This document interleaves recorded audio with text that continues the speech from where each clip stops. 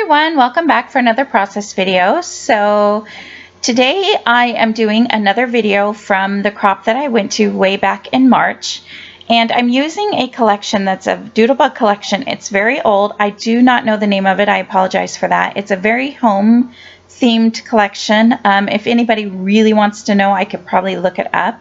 These, you can tell how old this collection is because the papers are the real flimsy type of papers they used to make, and they're single-sided, so I thought that was pretty interesting. I've been trying to use up some of my older collections, and that actually brings me to part of the reason I have been doing the organizing of my desk. I've been going through and realizing that I'm trying to get all this older stuff that I'm not really inspired by anymore. I'm trying to use it up because I feel, you know, that guiltiness. Oh, I bought it, I spent the money on it, so I should use it. But I'm also finding that I'm struggling a little bit with layouts and not enjoying making them as much as I do because I feel like I'm forcing myself to use them. So I will talk more about that when I do a video. I'm almost done with my desk. And I'm so happy about that because I'm ready to scrapbook a little bit more at home. But I have other places where I keep scrapbook stuff in my house. My house is really small, so I haven't moved on to any of that yet. But I might do one about my desk before I even start moving on to the other ones. But anyways, back to this layout. These are two pictures of my son. One was a 5x7, one was a 4x6, and I cut them down to square. So the 5x7 is now a 5x5, and the 4x6 is now a 4x4. And then you might have seen me a few minutes ago cutting down the pattern paper strips, and I think I cut them down to just slightly smaller than 4x4. And now I'm adding my photos, each of these photos, onto this green pattern paper by Doodlebug. These are all, I believe, from the same collection. Again, it's really old, not really sure what the name is, but I'm happy to use, I am happy with this layout. I did have fun making this layout, and I'm going to make it, it's not really a grid because they're not all straight and aligned with each other, but there are squares all spanning across the whole page. So I really like how this layout came out. These are photos of my son, and this was back in 2010, so he must have been about 5 years old or so. And my mom had gotten a new house. Is this when she got the new house? I don't remember, but my kids used to love going to grandma's house. You know, obviously kids a lot of times like going to their grandparents' house. So he knew that he was going to get to go that weekend. So he made on the paper, I don't know if you can see it in the picture or not, but he made like a countdown to grandma's, which is going to be the title to my page.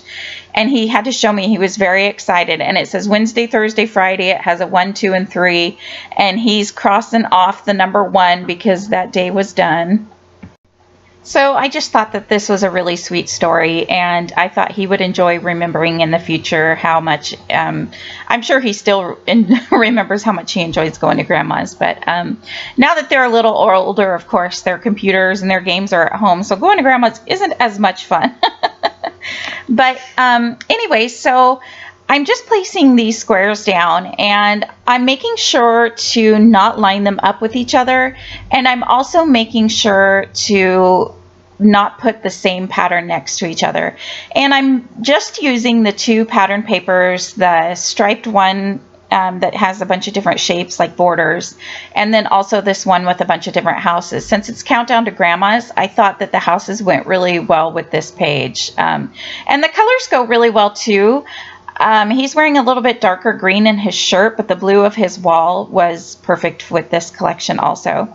And when I'm laying these down, I'm making sure to take out some of them. As you can see me here I'm trimming them up. I'm taking some of them off of the page so it looks like it flows past the page. That can add a lot of interest to your pages. So now I'm going to go ahead and glue the photos down, and I am, for my background page, if you can see it in the video, I'm not sure, but it is a pattern paper also. It just has very subtle tiny dots, and they're a little bit different colors. There's some blues and maybe even slightly purplish ones, but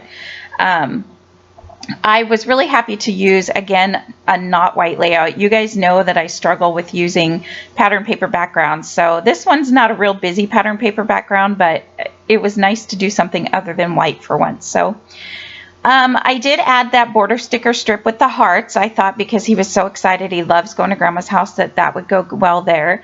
And I made sure not to line that up with any of the other squares other than the bottom of that one photo. I thought that gave that photo a place to sit and a little bit of added interest to the page. And then I'm going to add this border sticker strip down at the bottom, and it's just a green polka dot. So that really pulls the photo, the green photo mats down from the photos themselves. And I was a little bummed because I really like how this page is going, but you can see these journaling spots that I have. I was really hoping to get some of these on the page, especially like the one with the house there, but the circle and the scallop circles on them just really, they didn't go. So I don't get any of those on the page, which I was kind of, like I said, a little bummed about, but that's okay because I am really happy with how the page turned out. So I am looking at my title, and this is the crop that I went to in March, and you guys know I went to one in February where I was using a bunch of letter stickers that I had just thrown in my bag. And I'm still using the same letter stickers that I had thrown in my bag when I came home. I never unpacked them because I knew I was going on this crop. So I had these thickers that I really wanted to use. I really liked the font. They were glittery, but I didn't have an S, and I was kind of bummed about that. I really wanted to use those, so I ended up putting those away. And I have these green letter stickers, and gosh, I don't know. I want to say they're jelly bean soup, but I'm not 100% sure. So I liked the color of them. I think it went really well. Are these the ones that I end up using? I think so. I think that just some of them are lowercase and some of them are uppercase. And so I'm going to add my title now, and it's going to be Countdown to Grandma's. And I'm doing the word grandma's in all uppercase. I don't know why, just I thought it would be more added interest and kind of emphasize the word grandma's. I thought about adding Grandma's house, but I didn't know if I wanted it to be Countdown to Grandma's house, but I just ended up deciding going with Grandma's, so it works for me. And I'm going to add an exclamation point after the word Grandma's. So, and no, I don't add an apostrophe after the A between the S. I'm not really worried about that. Sometimes I do if I think the title will look really funny, but I'm not worried about it on this page. So now I'm just adding the word countdown, and I am using my T-square ruler here and there just to make sure they're straight. And you know me, I like to have my things, my words, and sometimes everything be straight sometimes. So I'm just going to finish up my title now. And today is the last day for the National Scrapbook Day giveaway, so I'm not sure if this video will go up before or after I announce the winner, but I hope whoever wins, congratulations to you, and I hope you guys had a great week and a fun National Scrapbook Day weekend. I actually did not get any scrapbooking done, a little bit of organizing done, but I'm okay with that. I just decided that that's what I needed to do, so it worked out well for me. All right, and I did ink all my edges of all the pattern papers with my black close to my heart ink. I did that a while ago in the video. So there is my title, and I like how it sits down there. It's not a big title, but I like how it just sits right down there. It's green, so it draws your eye to it, and it kind of flows the green all around the page. And there I was just adding in my little notebook the name of, or the date or whatever. So here I am trying to use up this journaling tag. I do want to journal about this, and I do journal on it, which you will see later on. But I was really trying to use these tags. I really liked the tags. There was a lot of spot for journaling, but that one was just too big and it wasn't going to go. So I do kind of give up. I thought about even trimming them down a little bit to make them work, but I just wasn't sure how that was going to work. So I am not going to end up getting any of those tags on. And then on the border sticker strip, there was this, they weren't all connected. There's like a row of houses, and I thought those were perfect. So I'm adding some of those houses around. And this is some washi tape. This is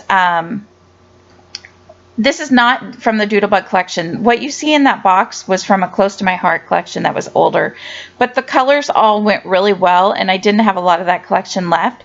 So I just decided I would try it, but no, it didn't make it on there. So what I decided to do instead was add some of the houses around. At first, I was just going to do 3 different places to kind of have a triangle for your eye to go around the page, but I changed my mind on that, and you will see me do that in a little while, because I just didn't like where the 3 places were. I wanted to fill in those empty spaces between the squares.